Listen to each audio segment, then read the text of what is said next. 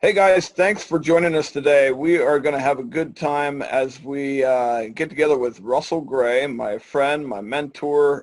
Russell's been around the block, and been investing for a long, long time. He's been educating people on investments and investing for a long time. And today he's going to share with us some things that he's seeing in the economy, some tips and pointers on what we should be looking out for as investors in these uncertain times. So Russ and I, we've known each other for most of the last decade. Russ is a mentor of mine. I learned a lot from him.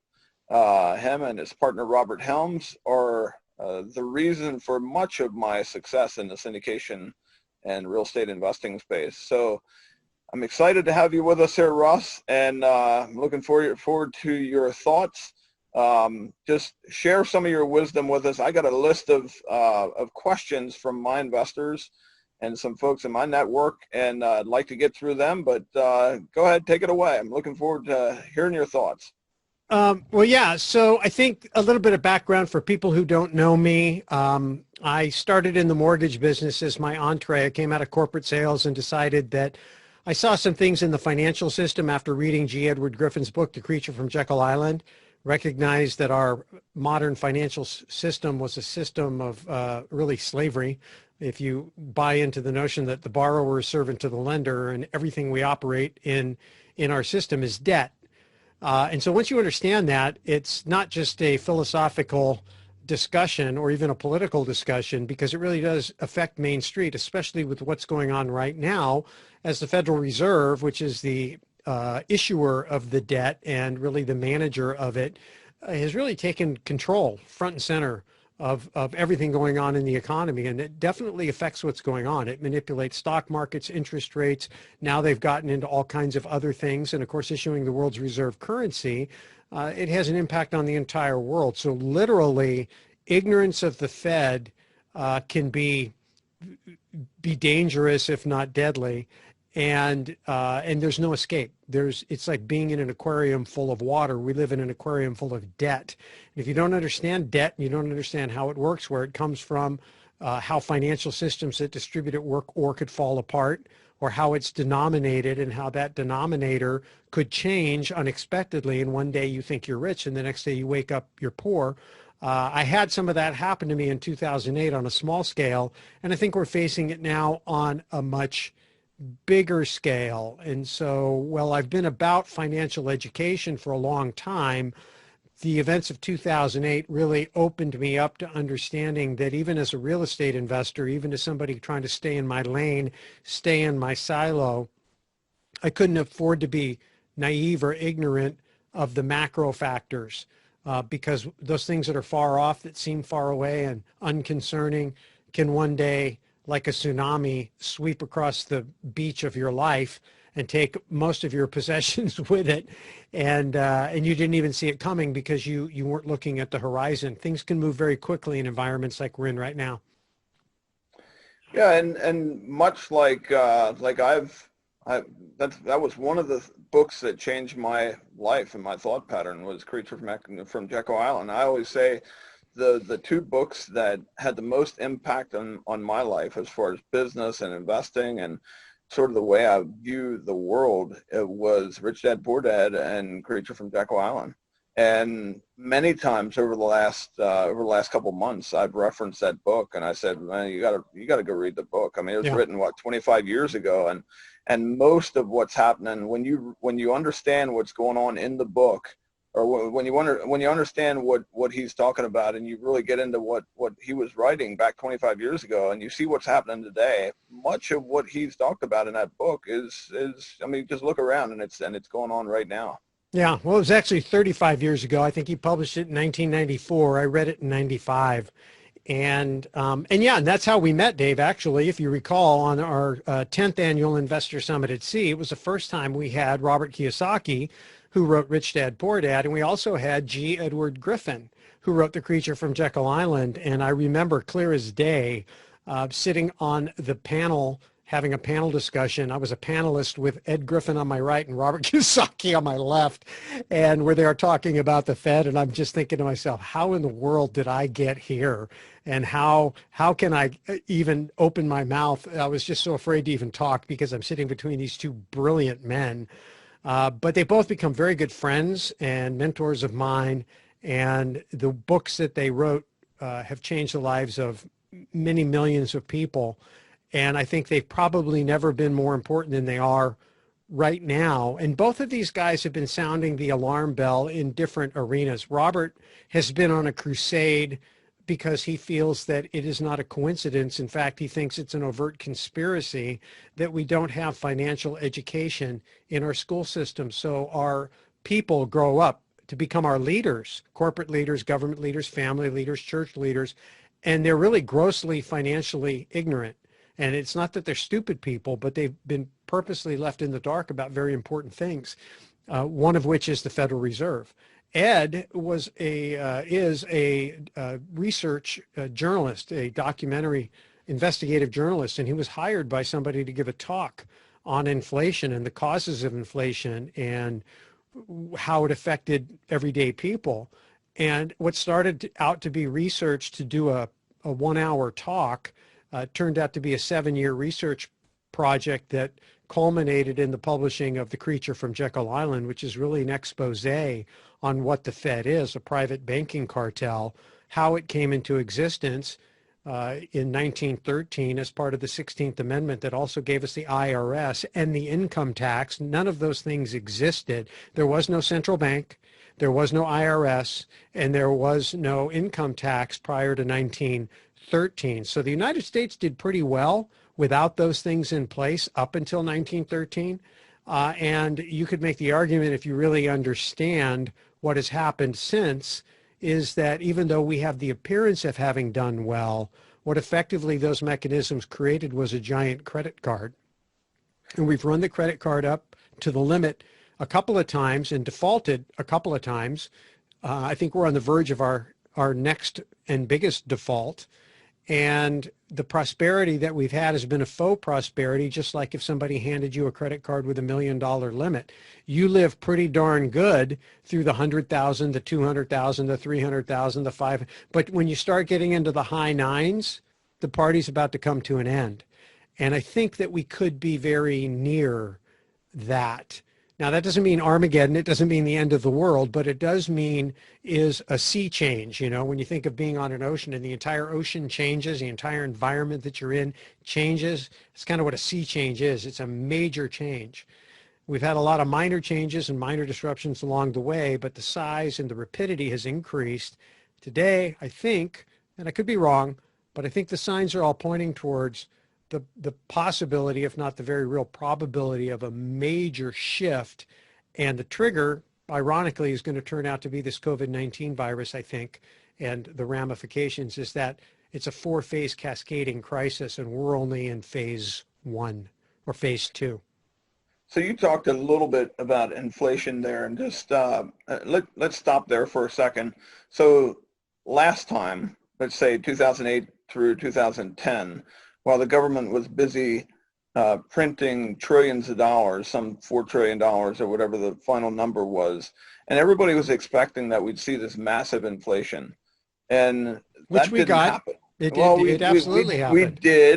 We did, but not to the extent that I thought we would see it. You know, I'm talking about asset prices. I mean, yeah, we got a bunch of asset appreciation in, say, apartment buildings and really a lot of real assets.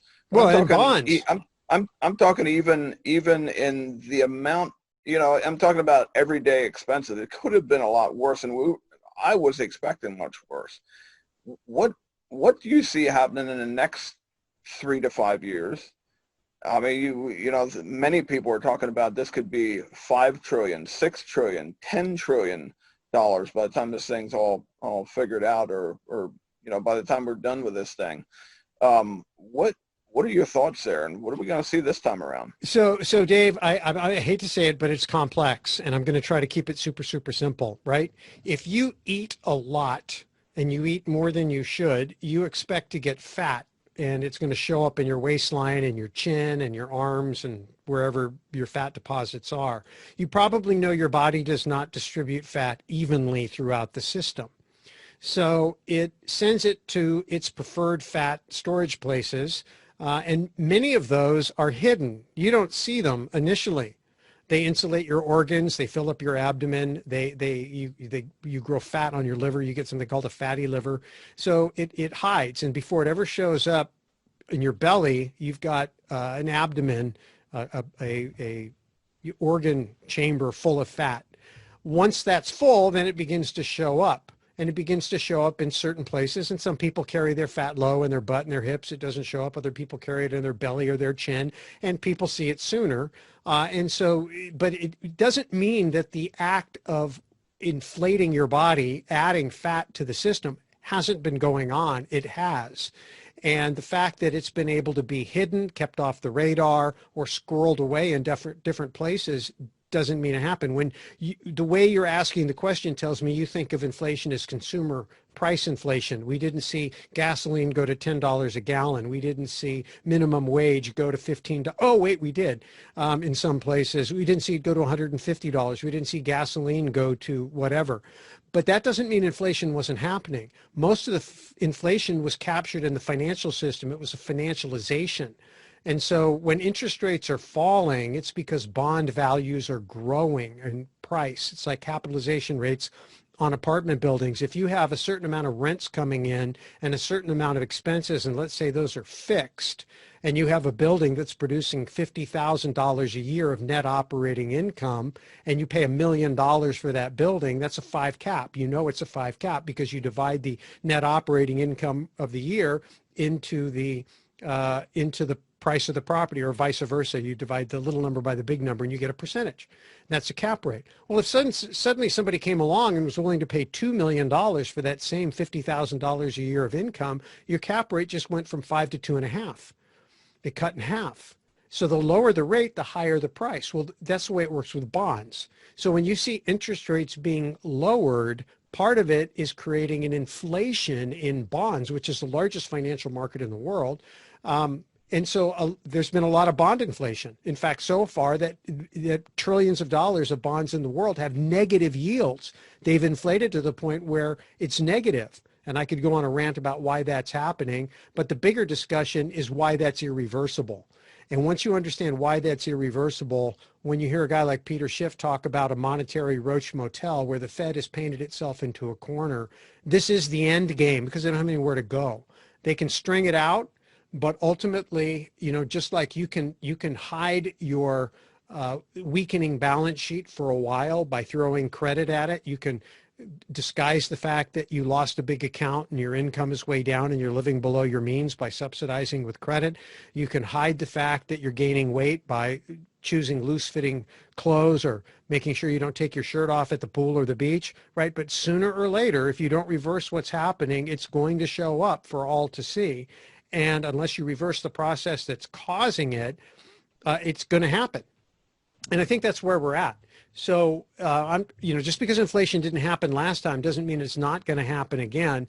And then prices are not inflation. I think we had this discussion offline. In fact, in a previous iteration of this that didn't make it to print because we had a technical faux pas. So we're redoing it. But ultimately, it's going to, your pricing is made up of components. And one of the components is the weakening of a currency, which is inflation. It takes more currency to buy the same product. That's true inflation.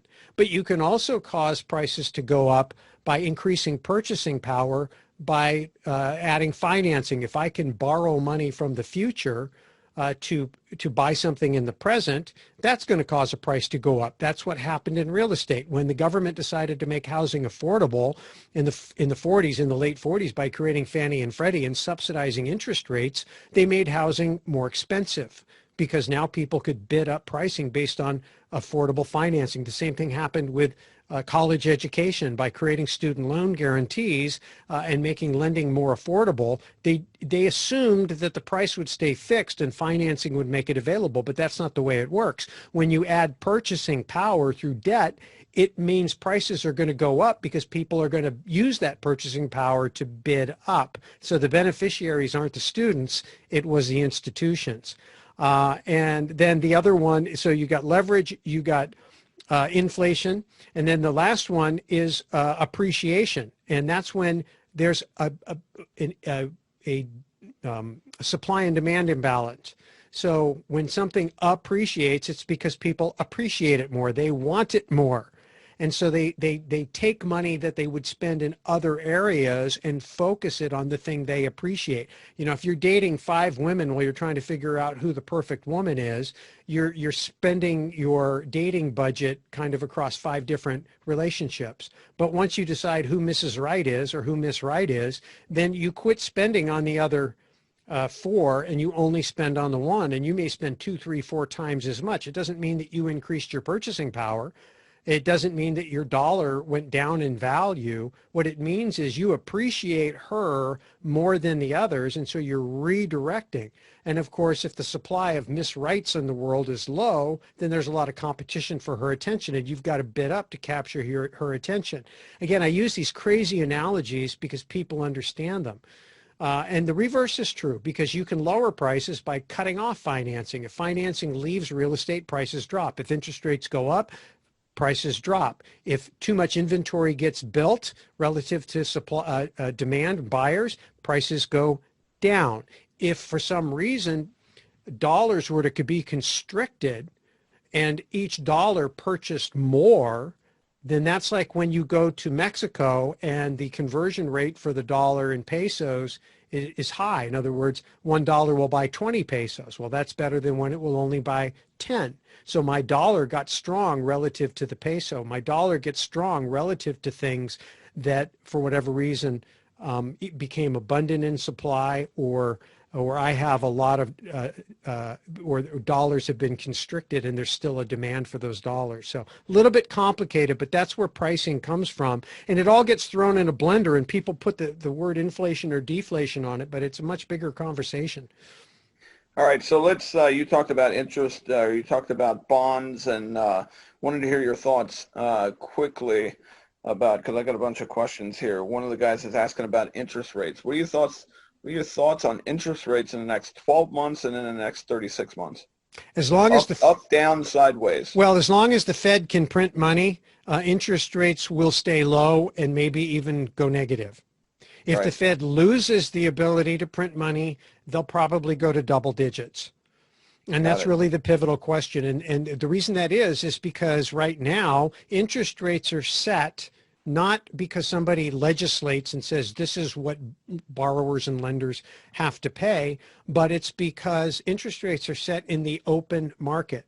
And the open market, the Federal Reserve has something called the Fed's Open Market Committee, FOMC, and what they do is they intervene in the market. So private players are out there bidding on bonds, which means it's like you bidding on an apartment building. You're bidding on a stream of income. So if the coupon rate on a bond, say, is 5%, but you bid it up above face value, then the yield is going to fall below 5% because you're paying more for the same income, right? That's the way it works. If the Fed wants to lower interest rates, they print money out of thin air, and then they go into the open market and they bid on those bonds and they bid them up in order to push interest rates down.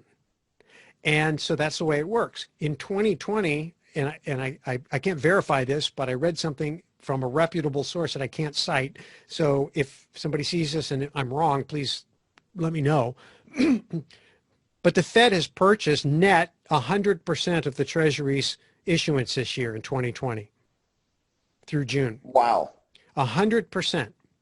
Which means that private players are not interested in government debt. We're monetizing our debt with printed money. So as long as the Fed can print those dollars and the world will take them, then interest rates will be low because the Fed has to maintain low interest rates. And I can explain the mechanics of that. It's a black hole, but I'll let you ask me if you want to hear that explanation. But as long as the Fed can do it, rates will go down. If the Fed loses that ability and loses control, then rates are going to go way, way up if you're borrowing in dollar terms, because it basically means the dollar's collapsing and people are going to need a huge premium like they did in the early 80s in order to be convinced to buy dollar denominated debt. Okay, so let's take what you just said And you said if the Fed, that depends on what happens to interest rates, whether they go up or down. Totally agree with that. But I got a question here from Julie. What steps can we take as real estate investors to thrive in a new economic climate? So that's a great question. And it starts with number one, you have to understand these concepts, because once you understand these concepts, it's like understanding the mechanisms. And when you understand the mechanisms, then you understand cause and effect. If this, then that. And it's taken me 12 years of study after 2008 to figure a lot of this out. And I wouldn't consider myself an expert, but I would say that I'm more knowledgeable than the average Joe.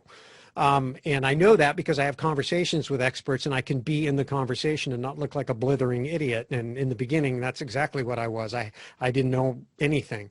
So I've progressed in 12 years. I'm a slow study. But once you understand that and you've focused on the education, you have kind of an understanding. Then you have to stay aware and get your thumb on the pulse of what's happening. So you have to pay attention to what I call the clues in the news. Most of what you need to know is published. It's just that you don't have any context to understand it. So context and then content.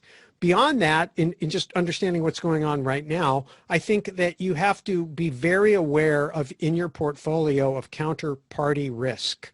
Counterparty risk is where an asset on your balance sheet is somebody else's liabilities. If you have those, they ought to be backed up by collateral that you would gladly take in lieu.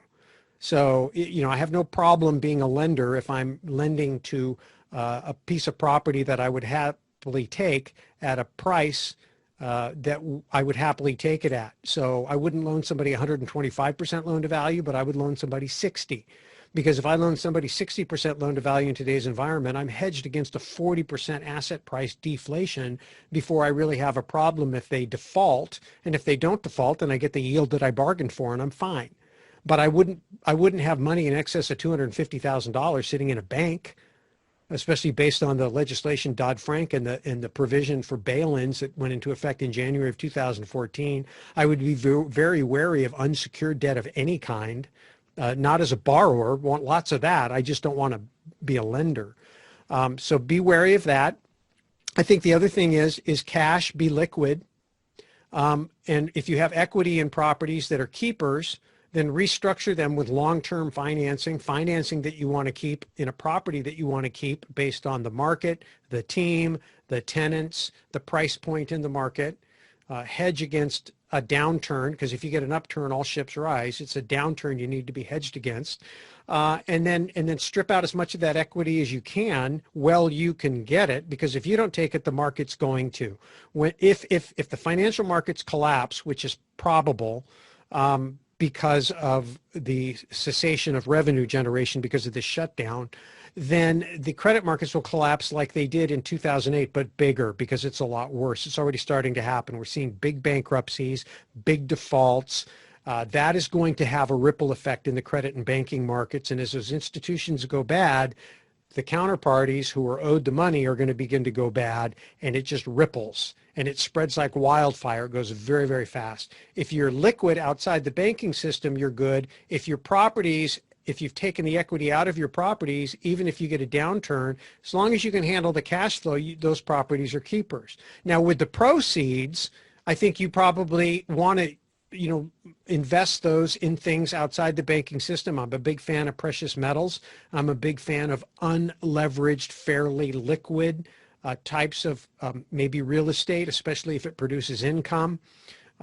Meaning that if you're investing in a market that's pricing is based on a lot of available financing and financing goes away, you can expect prices to collapse. If you pick a market that doesn't have a lot of financing in it today, then its pricing structure is not largely impacted by financing. And when financing goes away, the impact will probably be a lot lower. At least that's what happened in 2008. And then, you do want to have some cash. So precious metals allow you to pivot into any currency. Dollars are probably going to get stronger before they get weaker, because as other currencies fail first, people will scramble into the dollar. The dollar will probably be the last currency in the fiat regime standing. But at some point, I think that all the fiats will go the way of the dodo bird, and we're going to end up on some kind of an asset-backed currency in some form of a reset. I don't know if that'll be, a year, a month, A decade, but I think it's inevitable. We're only 50 years into a real aberration in human history where the entire world is operated on uh, a non gold or a non-precious metal standard.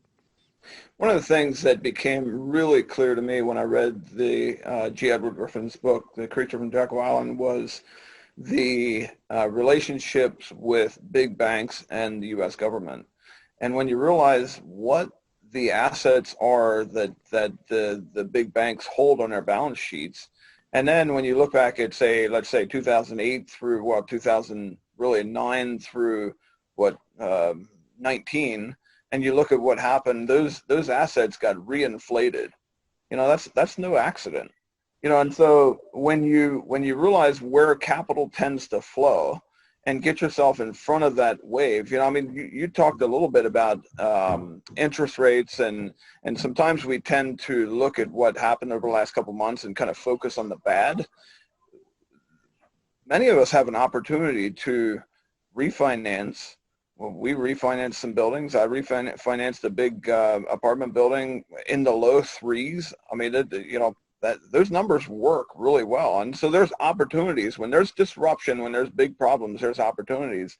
And so, we don't want to get to the point where we always just, focus on bad news. There's many opportunities that comes with a disruption like that. Let's talk quickly.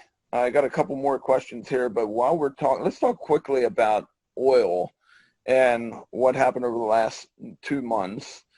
Chesapeake just came out with the news that Chesapeake's gone bankrupt.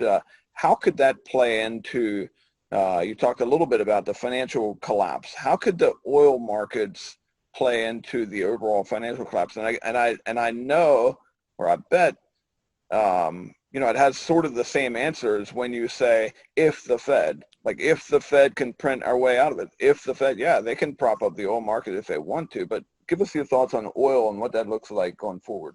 Yeah, well, I mean, first of all, I think that, because I'm sitting here as the real estate guys, and it's like you're talking about gold and you're talking about currency and you're talking about oil. Well, how did all that start for me?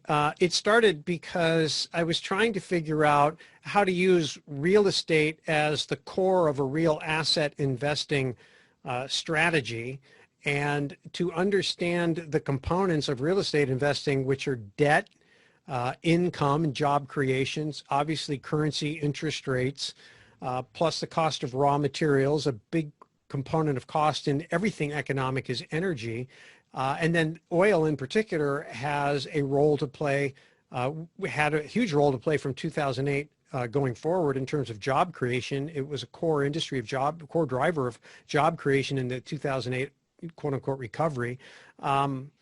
So as a component of cost, as a job creator, as a leading indicator of economic activity, when oil usage collapses, it's because economic activity has collapsed, and that's eventually going to show up in profits and stock prices and employment.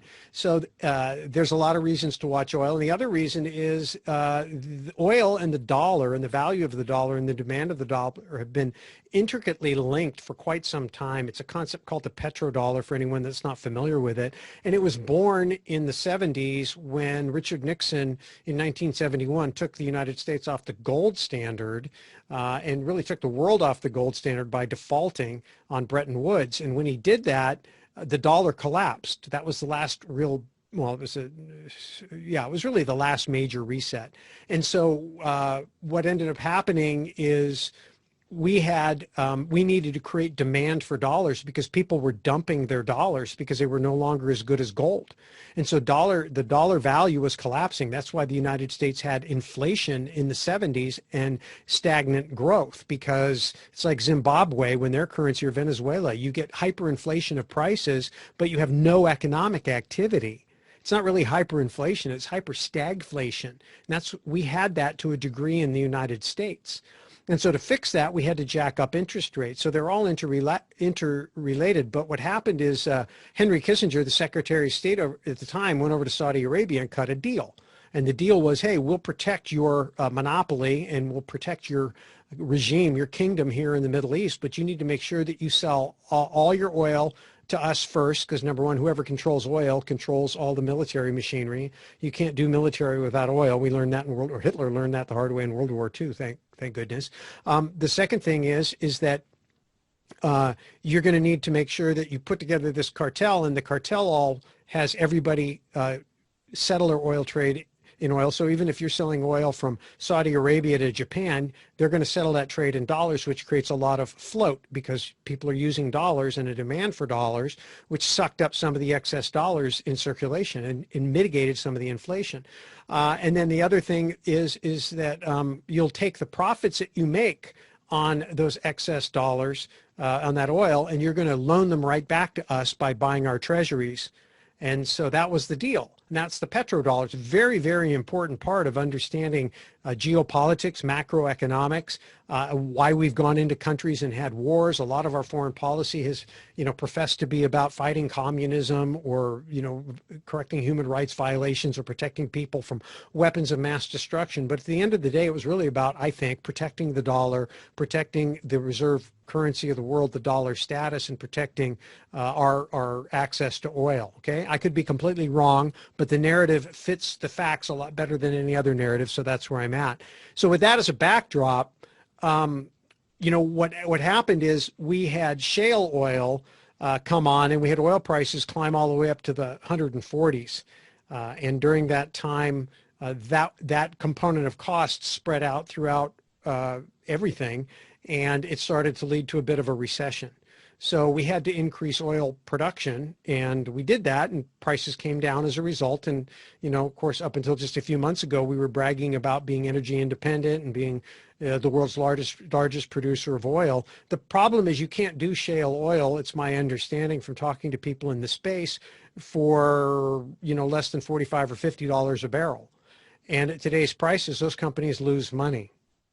And the problem is the part of the pricing structure is not just inflation, how many dollars are in play, but it's the cost structure. And part of that cost structure is interest on debt. And a lot of those shale oil plays were driven by debt that needs to be serviced, whether they're pumping oil or not.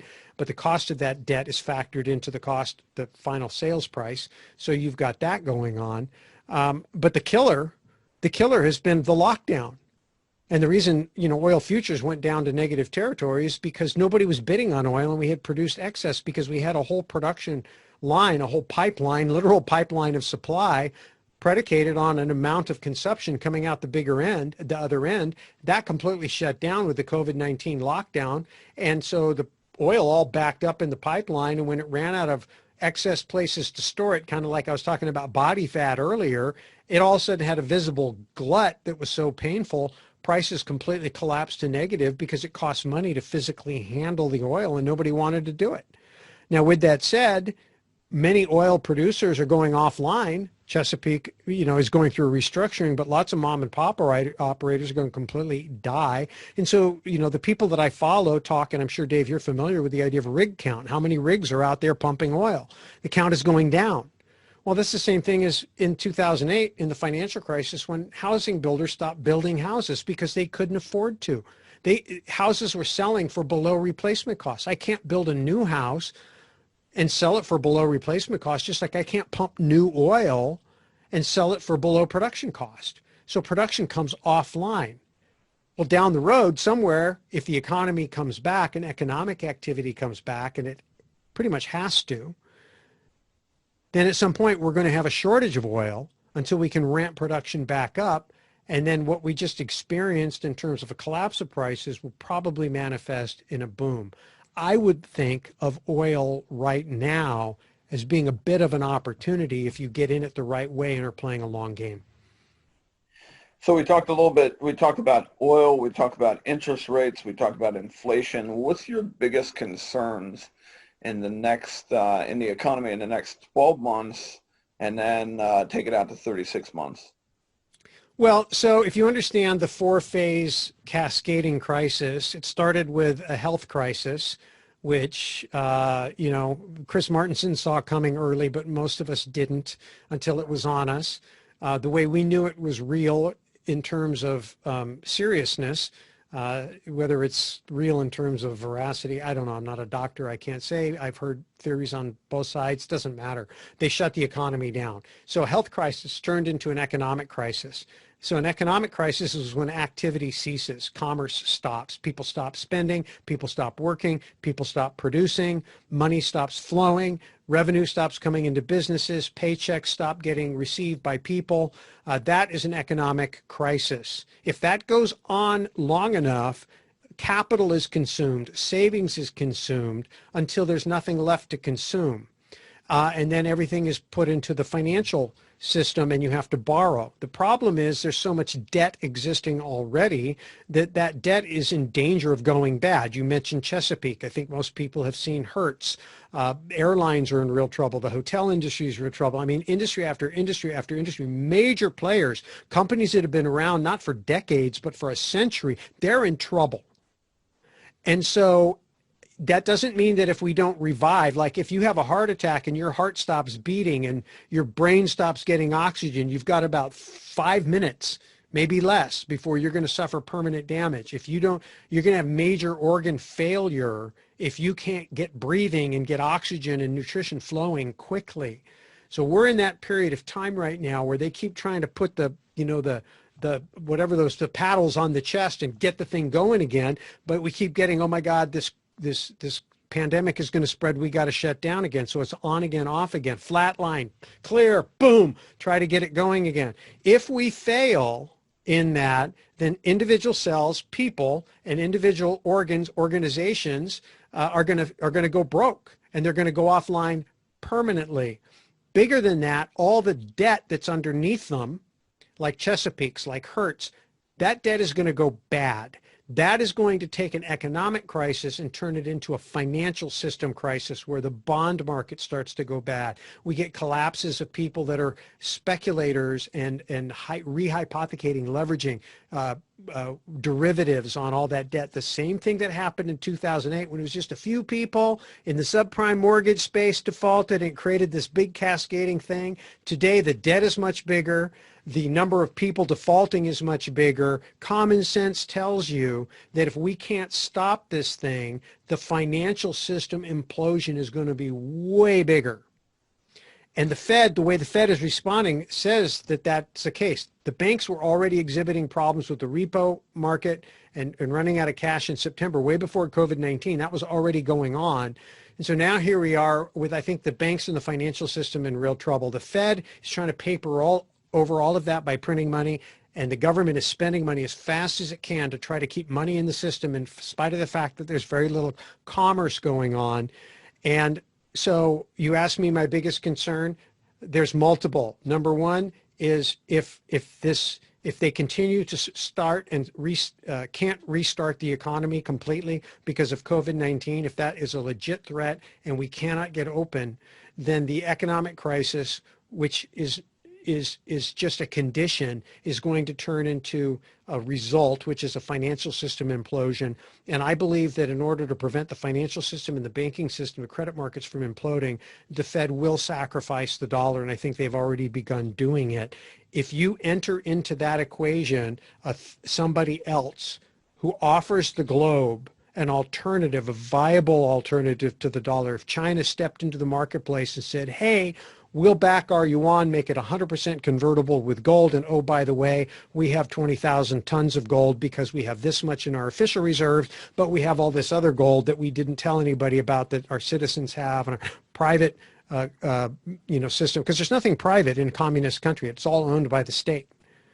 And if they were to come forward and do that, then it would be a dollar dump. Americans' way of life would change overnight. The Fed would lose the ability to print money. And that's the thing that I don't think anybody's really talking about. I'm not saying it's going to happen. I'm not even saying it's a probability, but it is absolutely positively a possibility. And I think that the probability grows every day based on our behavior. So that's what I'm concerned about, is not that it happens, because if you're structured properly, you can probably thrive through it. My concern is that most people aren't even thinking about it. They're not doing anything to prepare for it, and they will be caught flat-footed. And when they are, they may want to change the system, thinking that the system robbed them, and they would be right, but what they change it to, I think, would rob all of us that are entrepreneurs and investors. And if you change the system that provides our freedom and opportunity, that's my biggest fear. Capitalism will get the blame, right? So you mentioned the repo market, and I had that as one of my notes to get you to kind of explain to folks. Back in mid-September, when all of a sudden, out of the middle of nowhere, the economy is red hot, unemployment's, record low unemployment, jobs everywhere. All of a sudden, out of the middle of nowhere, here comes the Fed, and they got to pump in hundreds of billions of dollars into the repo market a day. Yeah. So to me, what happened in February, I told a couple guys around me, I said, look, I don't know what's going to happen, but this is not good, and this is not normal, and this should not be happening in a healthy economy. I know it feels like we're in a really good economy, but this ain't right. Something's going to happen. Yeah. Here comes COVID-19. And my thoughts are that something was going to blow the bubble, whether it's COVID-19, whether it's something else. Talk to us a little bit and quickly, take it out 3 minutes. We got to close down here. We only got a couple minutes left, but talk to us a little bit what that meant, what the repo market is, how it works, and then why they had to feed it. Okay, so I'm hardly an expert, but I noticed, as you did, smoke was coming out from under the hood, so I consulted experts. One of them was Dr. Chris Martenson and some other folks, and I started researching. And the nickel tour on the repo market is basically a pawn shop for banks. So if you can imagine being a business person or, going about your business, and you run short on cash, you have to take a possession, an asset, something you own, and you run it down to the pawn shop.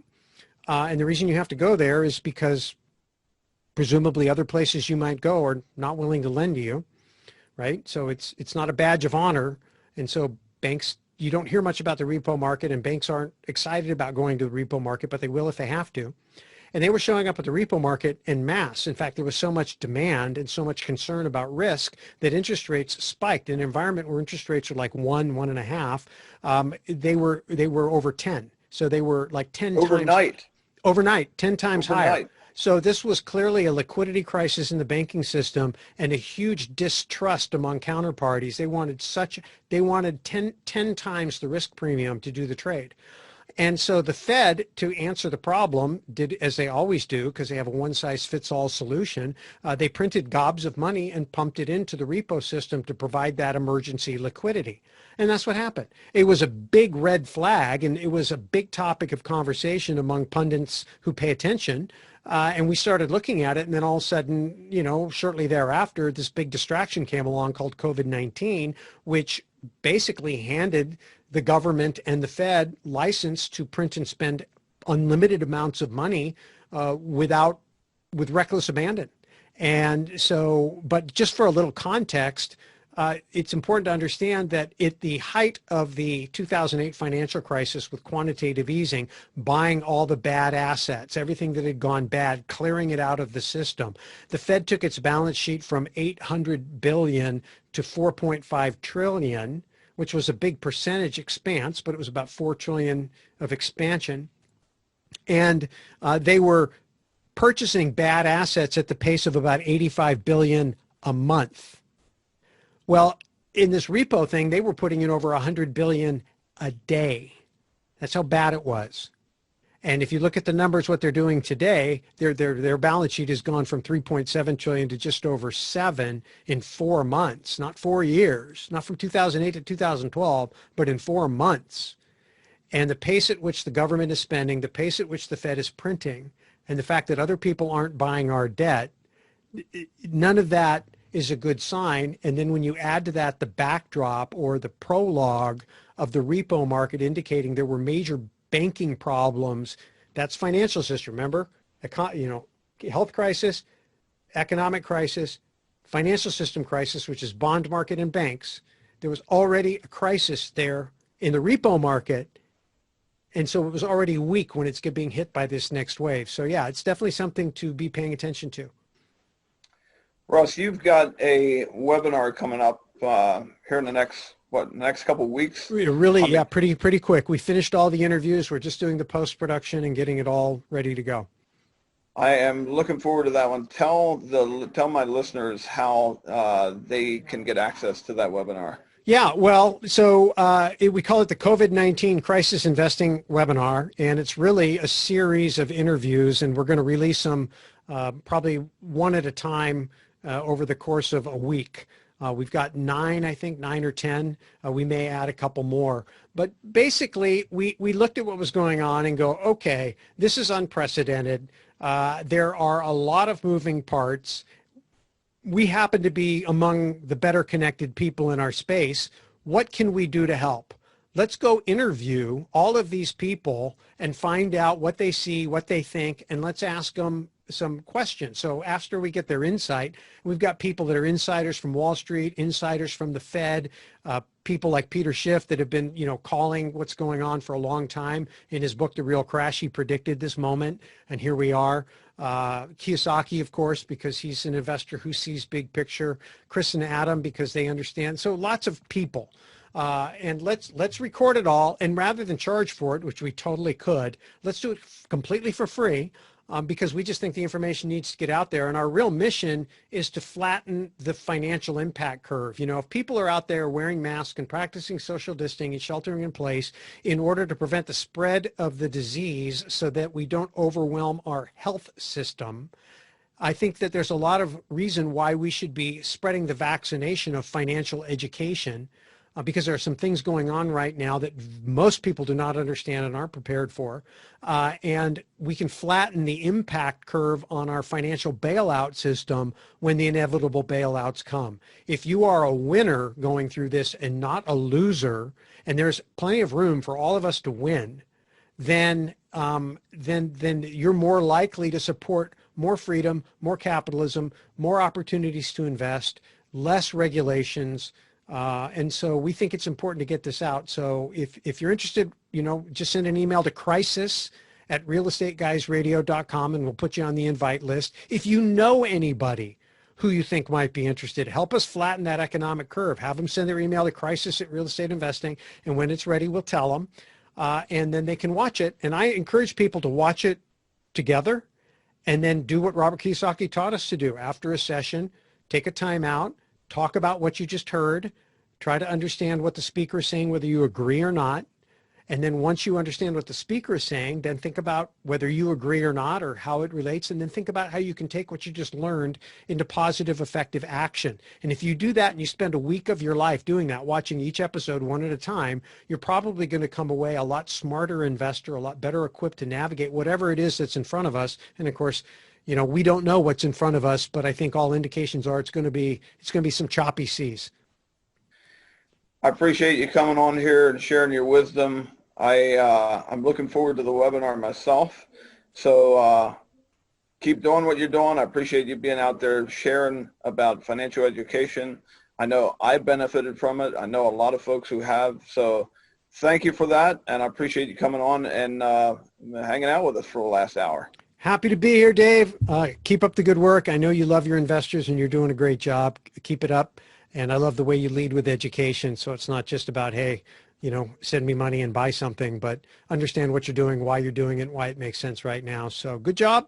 Thanks for giving me the opportunity. All right. Thanks, Russ. Thanks, everybody. Have a good rest of the week.